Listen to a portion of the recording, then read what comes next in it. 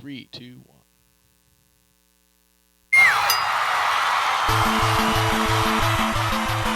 Ladies and gentlemen, welcome to tonight's main event, the Eating Leather Podcast, sanctioned by the Sports Narrative Network. Let's meet the combatants. In this corner, weighing in at a svelte 300 pounds, Brian, the paper champ, Henning. And in this corner, weighing in at 195 pounds, your host and cruiserweight champion of the world, Dynamite Darren Boyd.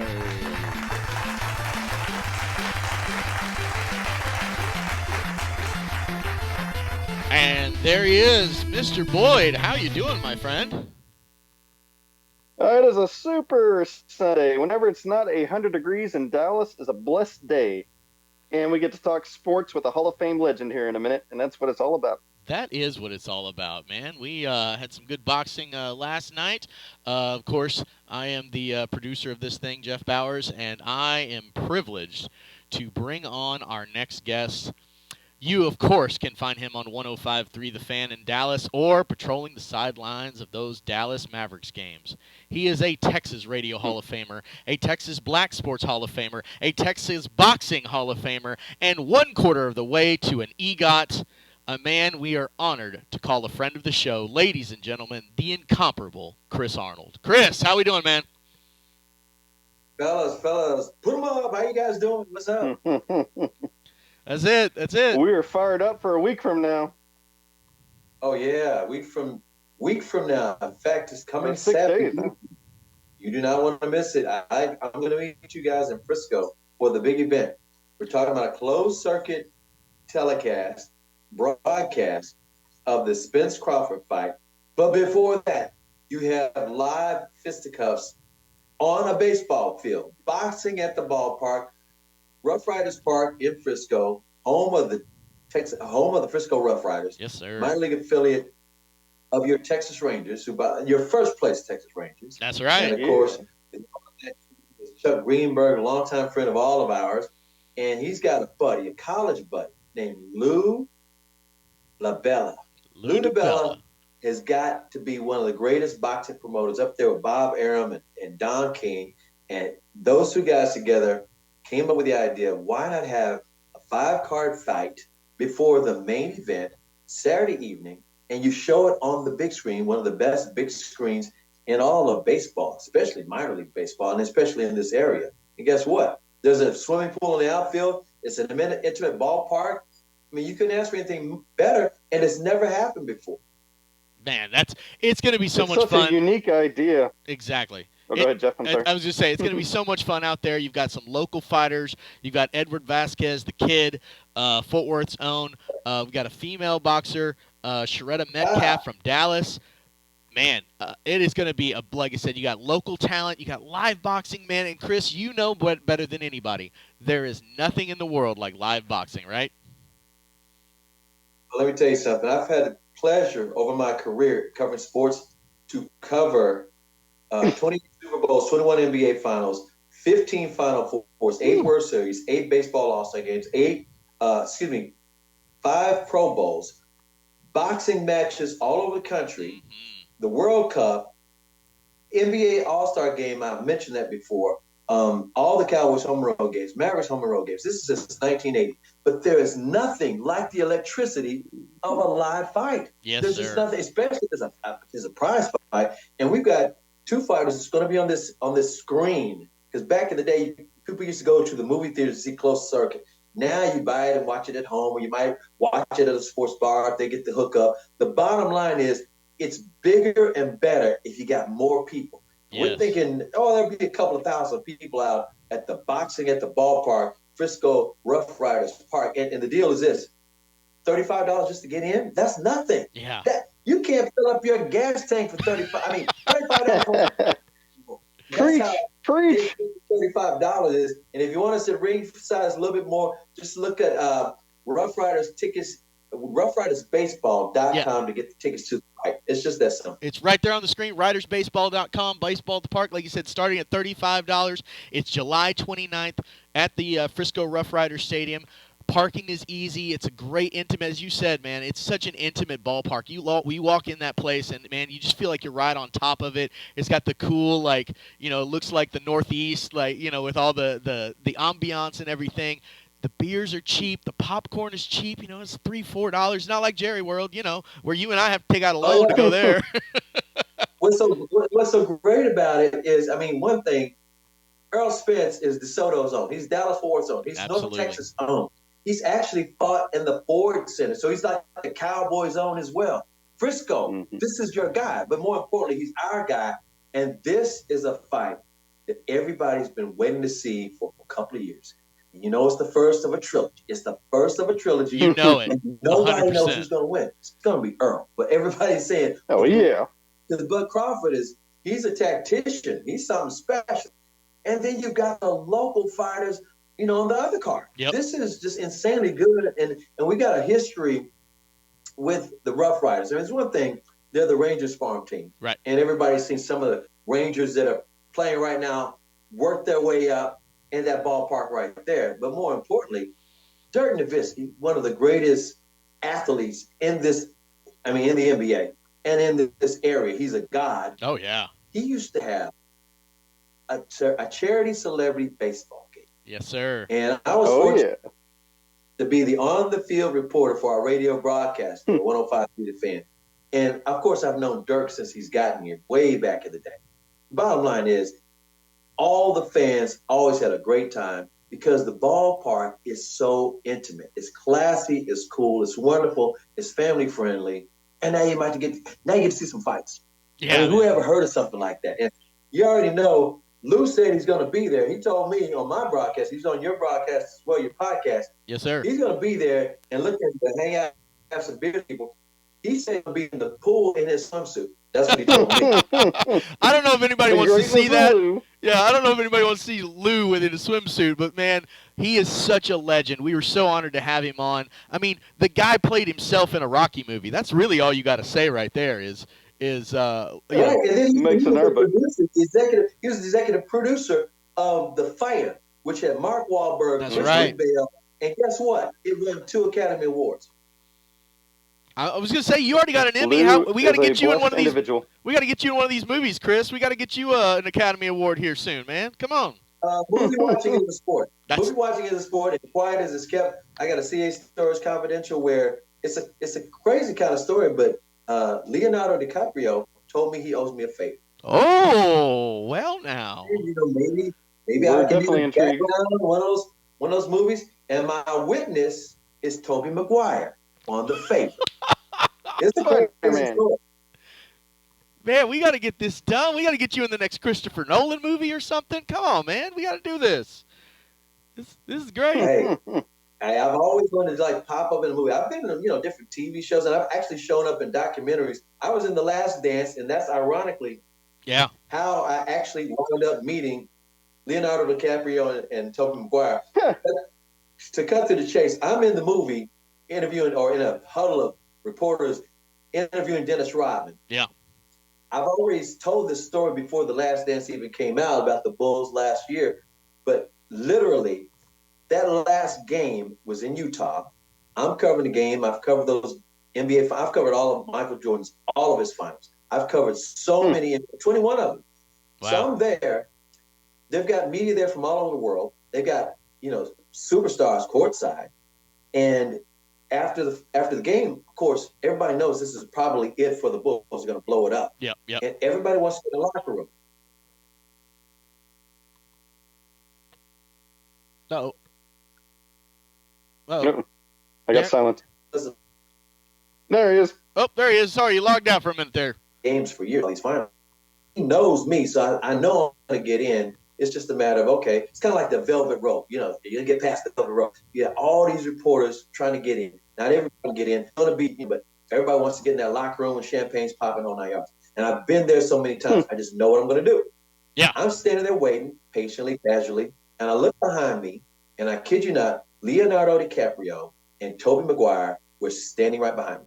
Wow. And they're wearing ball caps, And this is, this is late 90s. So, I mean, Titanic was out. DiCaprio was already a star. Tobey Maguire was Spider-Man. I Yeah, mean, man. there is already. They went back and said, hey, I said, Leo, Toby, what you guys doing here? Oh, man, we had a friend. We were in between films and he had a private plane. And what the heck? We just came up here to watch the game. I said, you want to go to the locker room? You can get us in the locker room? Oh, Yeah, man. follow me. That's So amazing. I pushed past all the reporters, take the front. I said, Brian, I got Leonardo DiCaprio and Tobey Maguire with me. Oh, Chris, come on in, guys. Come on in, y'all. So Yes, we go on sir. in there. In the documentary, The Last Dance, you see Jordan get shaking hands with Leonardo DiCaprio. And the narrator said, and even Leonardo DiCaprio was at this last game. Me and Tobey Maguire there too. I'm not expecting me to be seen because I've already, I wasn't even thinking I was going to be. No, Tobey Maguire? He's right there with me.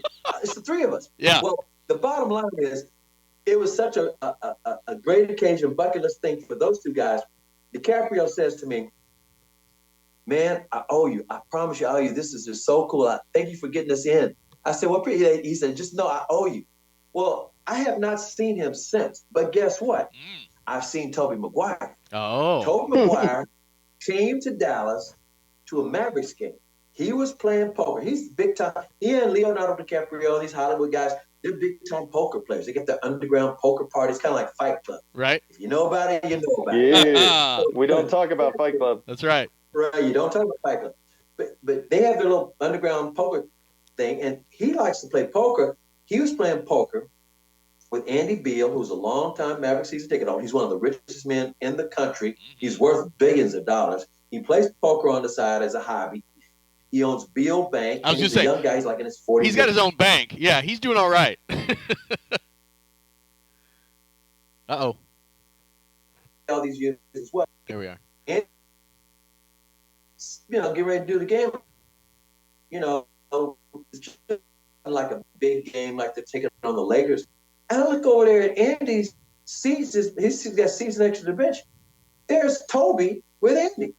And I'm like, Toby's in town. After I do some of my Maverick stuff, I'm even seeing the game around the beginning of the third quarter. I know I have nothing to do that particular quarter. Andy's got a suite right across from Mark Aguirre's suite down below. It's like a bunker right behind the scores table. And so I go in there, and Toby's in there. And I said, Toby, I do not expect you to remember me. All I have to say is the NBA Finals, Jordan's last game. He goes, oh, my God, it's you. Oh, Leo, that's awesome. you. We took pictures, whole 9 yards. And again, I said, just remind. He said, he's good for it. I said, I don't know what I even want. But it's good to know Leonardo DiCaprio owes me a favor. Man, that is That's killer. always a good thing to have in your back pocket. Yep. That is killer, I understand man. you might have a good Mike Tyson story for us before we make our Spence Crawford picks. Okay, so let me throw this out. I've been covering sports since 1980 in Dallas-Fort Worth. I've been covering sports. I've been on the radio since I was 14 years old. So I've been doing this a long time. And a few years ago, I was fortunate enough, they inducted me into the Texas Radio Hall of Fame. They also inducted me into the Texas Black Sports Hall of Fame. And then just last October, I was really surprised and honored and flattered. They inducted me into the Texas Boxing Hall of Fame. Yeah, congratulations on that. He was like, how are you in the Texas Boxing Hall of Fame? Are you a fighter? Did you used to fight? No. It's in the category of special contributors. Me, the late great Blackie Sheriff from Morning News, Jim Reeves from the Star Program, a couple of Mark Elfenbein, my guy. Yes, sir. Oh, boy. We were inducted into the special contributors category, broadcast and media. So I'm only in there because I have covered some of the biggest fights in the world, in this country, since 1980. In fact, one of the very first fights I ever covered was Mike Tyson going to the Olympics. It's the Olympic trials in Fort Worth. Oh, yeah. Wow. I've done interviews with Muhammad Ali. I've covered all these fights. Covered fights in Vegas, covered fights in Atlantic City, covered fights in Madison Square Garden, covered all the big fights in Texas, Dallas, Fort Worth, Houston, San Antonio. I've covered them all. quite a few. I mean, it's got to be a couple hundred, seriously, since 1980. And there's nothing like a big fight. I've covered the fight, at AT&T Stadium. I've covered fights at Caesar's Palace. I've covered fights MGM Grand. But one of the craziest stories, and again, I've got a relationship with Mike Tyson. He knows me as Chris, and I've literally, I got stories. I got numbers of stories I can tell you about Mike Tyson. I'm gonna be specific, and I this was is so gonna say funny. you gotta narrow that Okay, I down. got to do this.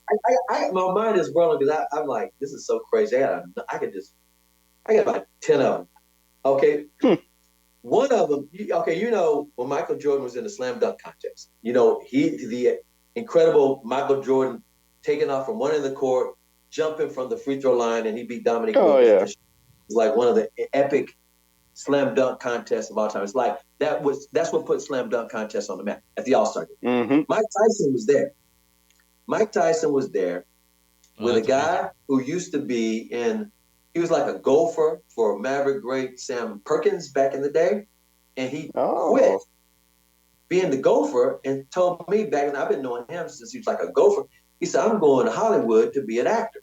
Oh wow. Well, he's at the All-Star game. And I'm like, hey, his name is John Horn. I said, hey, John, what are you doing here, man? He said, oh, guess what? I became real good friends with Robin Givens in my acting class. And Oh Mike no. Tyson just proposed to her last night. I Oh said, no. what?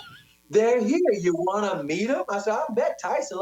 Well, you want to meet Robin? I said, sure. Go up in the stairs, sit down low, and I'm sitting there, or they're sitting there, and John said, hey, Mike, Chris. He goes, yeah. What's going on, Chris? He said, I'm just about engaged to Robin. Robin, show him the ring. So she shows me the ring. And again, a little bit later, after Michael Jordan does a slam dunk contest. When I think about that slam dunk contest, I'm always thinking about Tyson and Robin, and you already know the rest of that story. Yeah, no But I doubt. got even more stories. I mean, I was at all of his big fights, but the one I was saving for you, this is the craziest. Yeah, I was there. I was there at the fight when Mike Tyson bit off Evander Holyfield's hand. Oh, it was on my wow. birthday. I still cringe to that. It's crazy. It was in June, right? When's your birthday? June what? June 28th.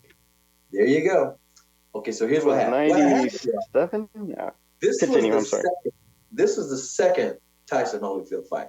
The very first time they fought, me and Holyfield are real good friends through Spud Webb. Spud Webb, played in Atlanta. He's a basketball player. Mm-hmm. Him and Holyfield met, hanging out in Atlanta, and he introduced me to Holyfield, and me and Holyfield to this day are real good friends. That guy is.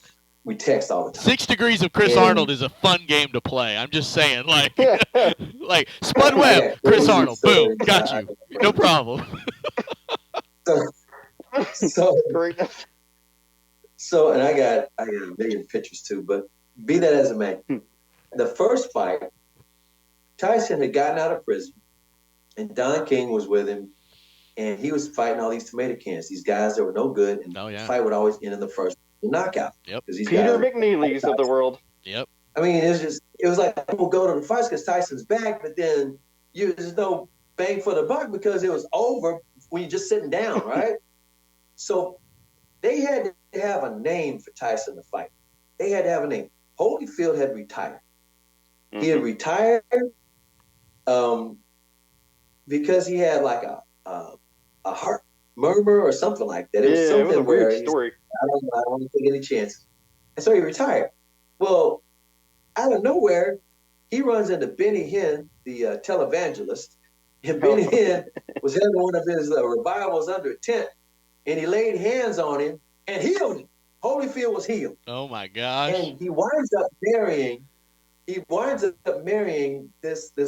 girl, this young lady who was a disciple of Benny Hinn, and she moves into a big mansion down in Atlanta with Holyfield. And so when they find out Holyfield wants to fight again, they put the fight together.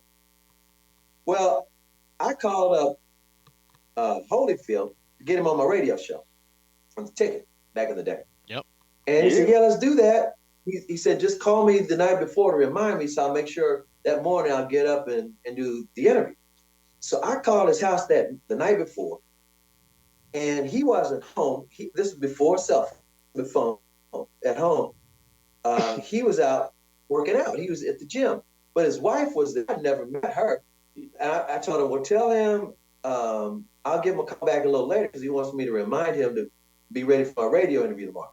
She said, he's on his way home at any time now. Can you just stay on the phone and talk to me? I'm afraid in this big house. Oh. And I'm like, Oh. hey, sure. So we were just small talking about everything in the world. And I said, so how'd you guys meet? She just wanted to tell me the story. She told me, so then she told me, do you know any good boxing managers? I was like, what?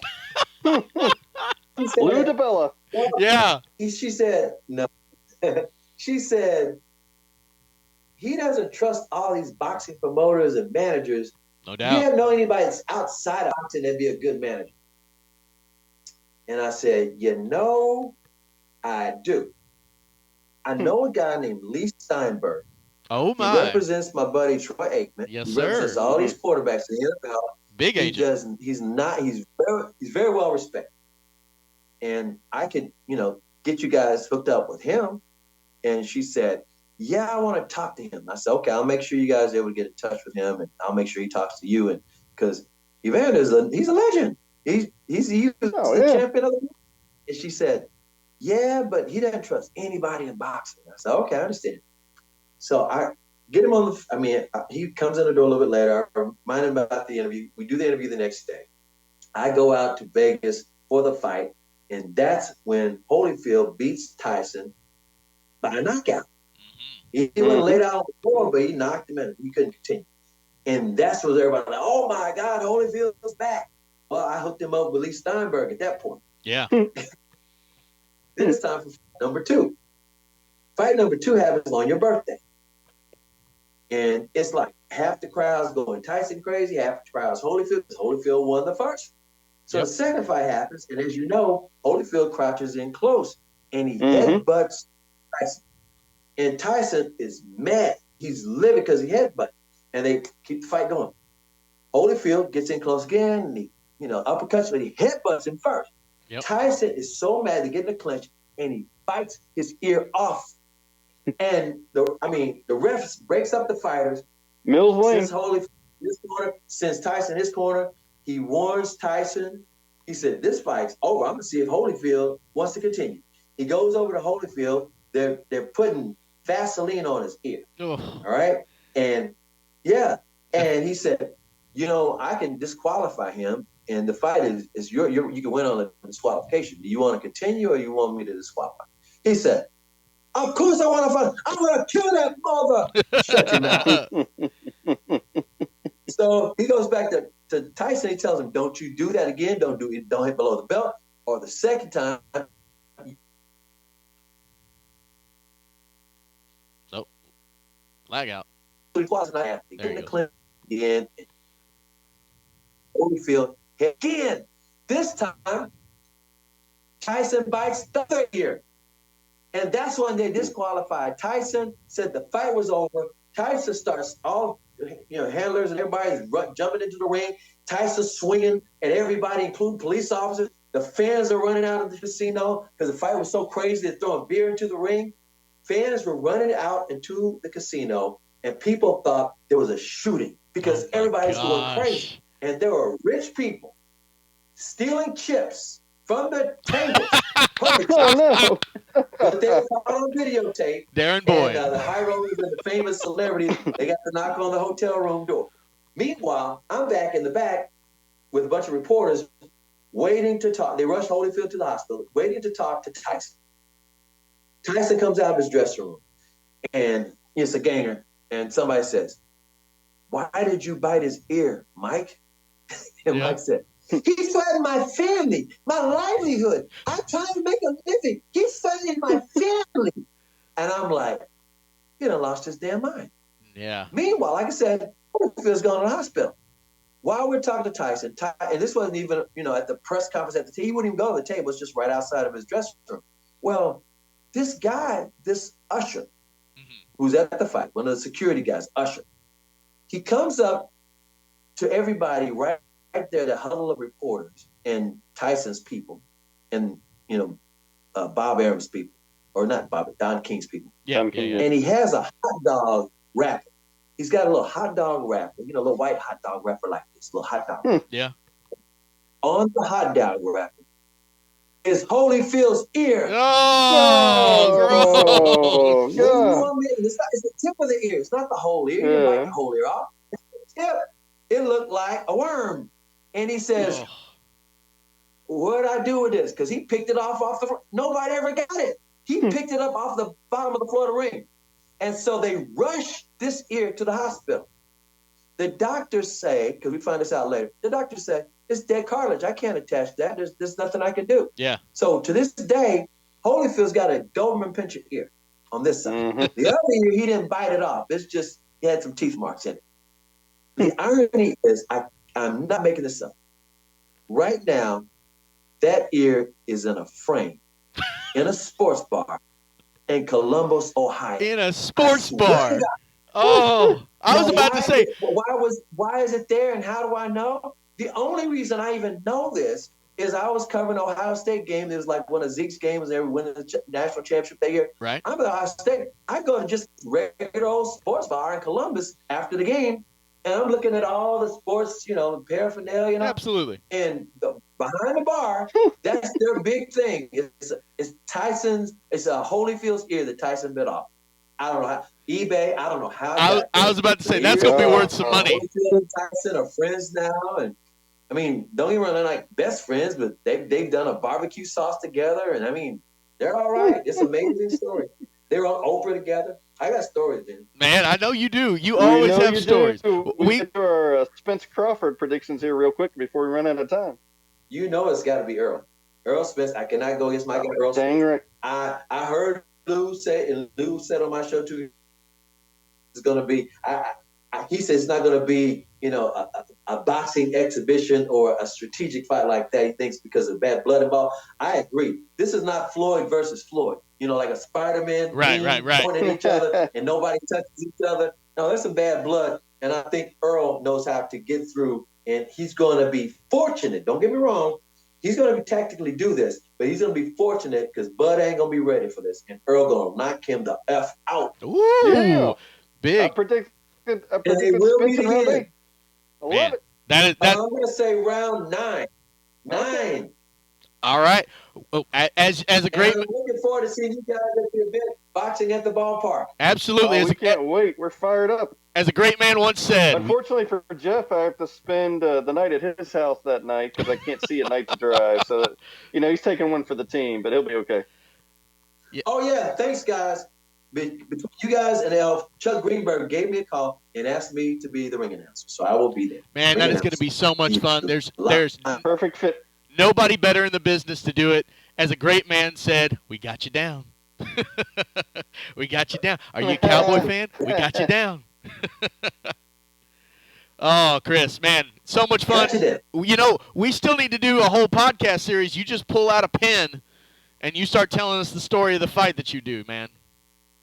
Whenever you decide to hang it up from the terrestrial radio, let's do it. I think that'd be fun. You never know. That's another thing.